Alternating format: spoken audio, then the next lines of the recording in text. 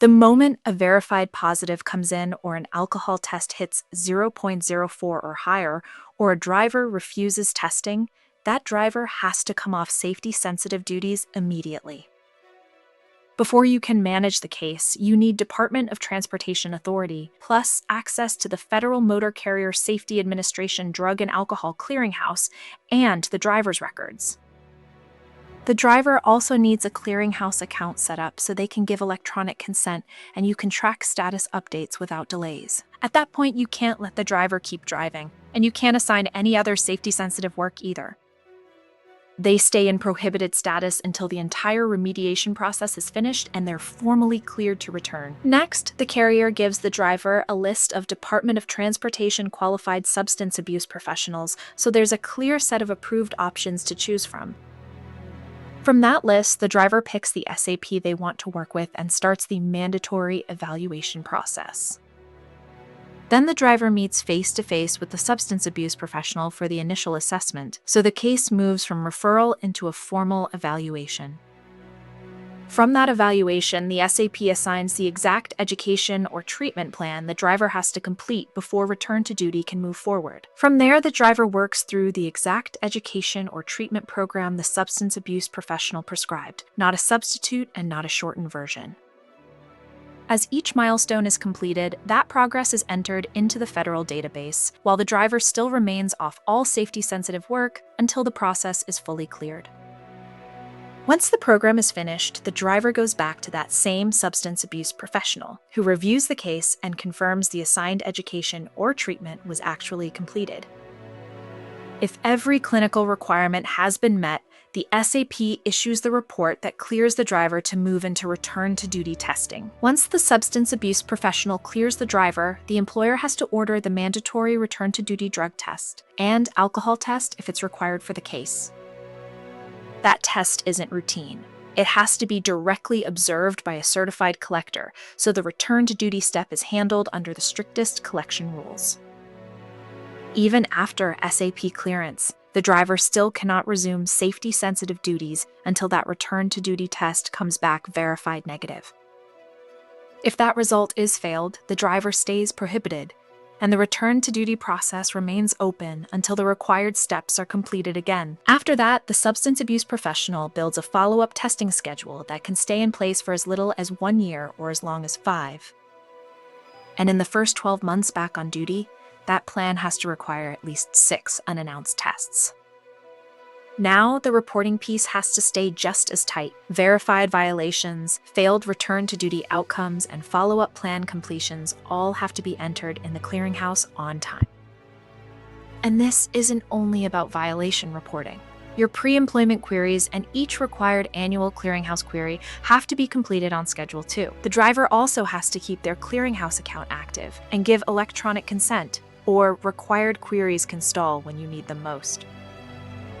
And the driver needs to designate the substance abuse professional in the system, so every remediation update is tied to the right record from the start.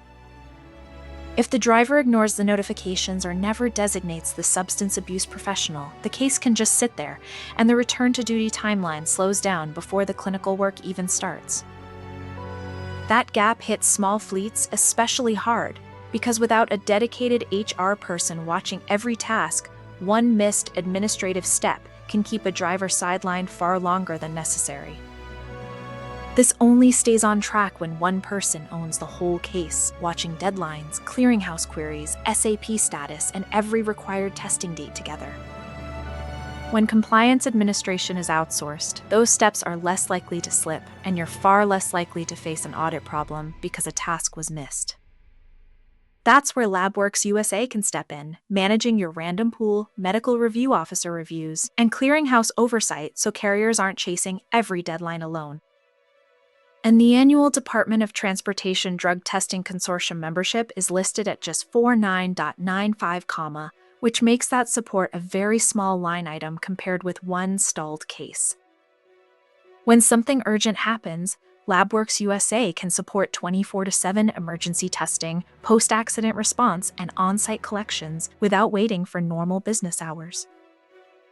And with more than 20,000 collection sites across the country, you have coverage that reaches drivers and locations nationwide. For the day-to-day work, the online portal lets you certify enrollment right away, manage driver files, and keep account access available whenever you need to move a case forward.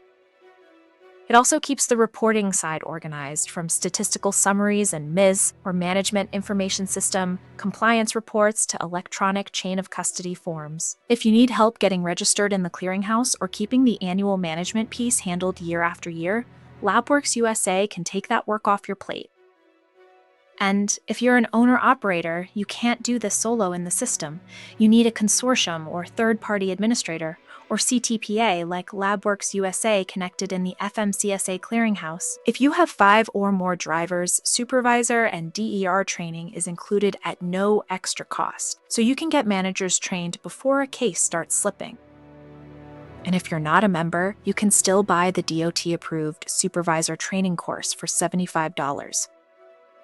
Whether you're signing up a new account or requesting a service, it all routes through the company dashboard and online portal, so the case starts in one organized place. And the electronic chain of custody forms go out by email immediately, which helps move testing forward faster without waiting on paper or manual handoffs. Most delays happen when the driver still hasn't completed the required clearinghouse step or hasn't officially designated the substance abuse professional in the system. Before you move on, check the account again, send the prompt again, and make sure the right SAP is actually selected so the case doesn't stall another day. If a clearinghouse report goes in late or never goes in at all, that miss can trigger a federal fine of nearly $19,000 for a single violation. When your entries are accurate and on time, you're not scrambling when an audit starts. Your records already show the case was handled the right way. From there, you remove the driver from duty, get them connected with a substance abuse professional, complete the return to duty test, and keep every required follow-up test tracked in the clearinghouse. If you're running a small fleet, professional compliance support helps each step keep moving, so one missed task doesn't turn into a stalled case or a legal problem. You've seen how fast the clock starts and how many deadlines follow. If you want help keeping every step moving, Labworks USA is ready to support you. Visit labworksusa.com to see how we can support you today.